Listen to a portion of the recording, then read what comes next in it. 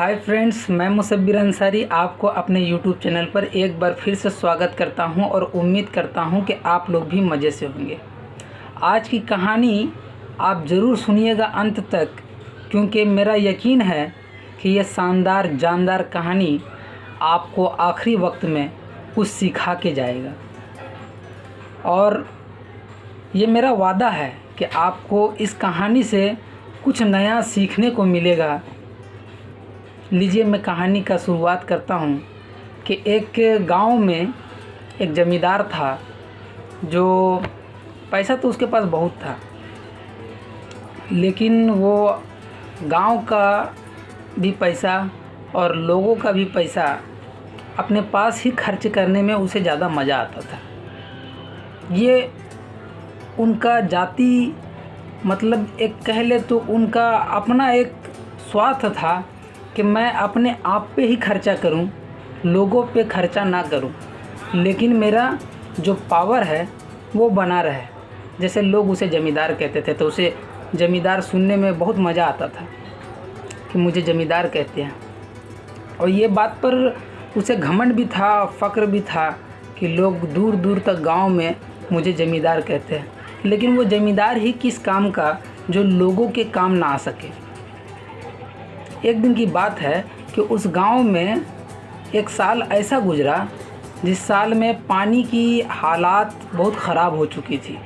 मतलब गांव में किसी भी कुएं में पानी नहीं था।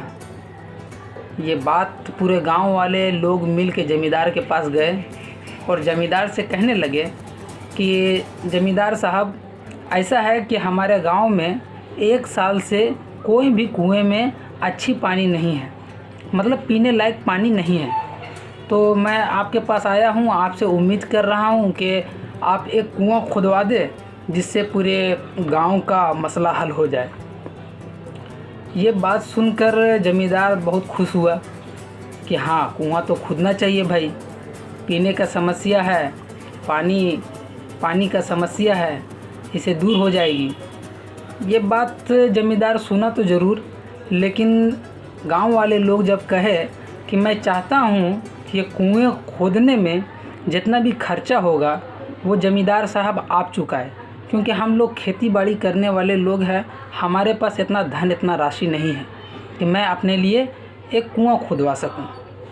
ये बात सुनकर ज़मींदार का दिमाग घूम गया और वो बोला, नहीं, कोई और दूसरा काम हो तो भाई बोलो, मैं वो कर दूंगा, लेकिन आप बोलोगे कि कुआं खुदवा दे तो इतना पैसा मेरे पास नहीं है कि मैं गांव वाले के लिए एक कुआं खुदवा सकूं। ये बात सुनकर गांव वाले लोग बहुत परेशान हो गए कि मैं जिस पर उम्मीद लगाए बैठा था वो हमें नाउम्मीद कर दिया।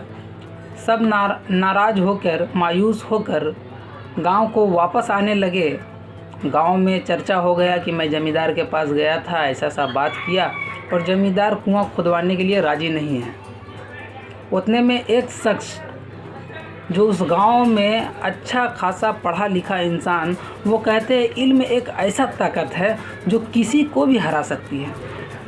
इल्म एक ऐसा ताकत है जो आप किसी को भी किसी वक्त हरा सकते हैं और अपने आप में जीत सकते हैं। मैं इसीलिए हर बच्चे को कहना चाहूँगा ये बात कि आप अपने स्टडी पर काफ़ी फोकस करें, पढ़ाई लिखाई पर ज़्यादा ध्यान दें, क्योंकि अगर आप पढ़ाई लिखाई पर ध्यान देते हैं तो आपके पास इल्म आएगा, और इल्म आएगा तो तजुर्बा आएगा, तजुर्बा आएगा तो आप हर वो मुश्किल काम को आसानी में तब्दील कर सकते हैं। देखिए, इस कहानी में उस गांव का पढ़ा लिखा इंसान जो था, मोहन नाम का लड़का, वो आता है और कहता है कि मैं जाऊंगा और मुखिया से बात करूंगा, मतलब ज़मींदार से बात करूंगा। अब ज़मींदार के पास जाता है और कहता है कि ज़मींदार साहब, हमारे गांव में पानी का समस्या है, आप नहीं समाधान करेंगे तो कौन करेगा? आखिर मैं किससे उम्मीद लगाऊं? ये बात सुनकर ज़मींदार उसे काफ़ी गुस्सई आवाज़ में बोलता है, डांटता है, और फिर वो मायूस होकर चला जाता है। गांव में आता है तो गांव में वाले लोगों को कहता है कि अब ऐसा करना पड़ेगा कि कुएं खोदने का काम हम लोगों को खुद से ही करना पड़ेगा। अगर हम लोगों के पास अगर कुछ धन राशि है तो उसे इकट्ठा करें, एक जगह जमा करें, उसके बाद हम लोग खुद कुआं खोदेंगे। अब गांव वाले लोग धीरे धीरे अपना पैसा जुगाड़ करने में लग जाते हैं और गांव में कुआं खोदने का काम ज़ोरों शोर से चलने लगता है। ज़मींदार का एक नौकर गांव आके देखता है तो लोग गांव में कुआं खोद रहे थे। ये बात ज़मींदार को जाके बताता है और कहता है कि चलो अच्छा हुआ, मुझे पैसा देने से तो मैं बच गया, कुआं खोदने दो। लेकिन कुछ हद तक कुआं ही खुदता है कि अंदर में एक बड़ा सा चट्टान मिल जाता है और गांव वाले लोगों के चेहरे पर फिर से उदासी आ जाती है और वो कहता है कि अब क्या होगा, कुएं के अंदर तो एक बड़ा सा चट्टान है, जब तक वो नहीं हटेगा तब तक पानी नहीं निकलेगा और हम दूसरे जगह कुआं खोदने जाए, इतना हमारे पास धन नहीं है, इतना हमारे पास राशि नहीं है। ये बात सुनकर वो पढ़ा लिखा शख्स कहता है कि अब आप लोग अपने घर जाइए, आज का काम यहीं पर छोड़ दीजिए और कल का काम कल देखते हैं। गांव वाले लोग सब अपने अपने घर चले गए सोने के लिए।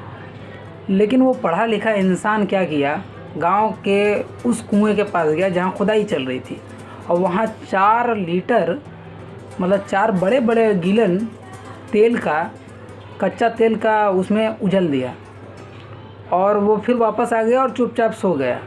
सुबह जब हुआ तो कुएं के पास लोग मौजूद हो गए। अब लोग मौजूद हो गए तो ज़मींदार का जो चमचा था वो भी वहाँ पे मौजूद था। अब उसको लगा कि उस कुएं से तेल निकल रहा है। ये बात जाके ज़मींदार को बताया। अब ज़मींदार के दिमाग में चल गया कि अरे यार, मैं तो पानी के बात कर रहा था, यहाँ तो तेल निकल रहा है, अगर तेल निकलेगा तो मैं काफ़ी ज़्यादा अमीर हो जाऊँगा। ये बात सुनकर ज़मींदार फिर मोहन के पास जाते हैं और कहते हैं कि भाई मोहन, इस कुएं का पूरा जिम्मा मैं लेता हूँ और गांव में पानी की समस्या भी हल हो जाएगी। इतना कह के वो ज़मींदार अपना पैसा से उस चट्टान को तोड़वाता है और चट्टान तोड़वाने के बाद उस कुएं से पानी निकलना स्टार्ट हो जाता है। गांव वाले लोगों के चेहरे पे खुशी आ जाती है और ज़मींदार देखते ही देखते उसका मुंह, एक क्या बताऊं मैं आपको, कितना मायूस हो जाता है वो कि उसका कोई हद नहीं है। तो इस कहानी से हमें ये सबक मिलता है कि भलाई कर भला होगा और बुराई कर बुरा होगा, कहीं ना तो कहीं से ये खुदा भी देखता होगा। तो आप किसी के लिए अच्छा सोचेंगे, किसी के लिए अच्छा करेंगे तो यकीन मानिए आपके साथ भी अच्छा होगा। Thank for watching. और हाँ, आप लोग इल्म स्टडी पढ़ाई लिखाई पर काफ़ी ज़्यादा ध्यान दें। Thank for watching. अगर मेरा ये वीडियो अगर आपको पसंद आए तो लाइक, कमेंट और शेयर जरूर।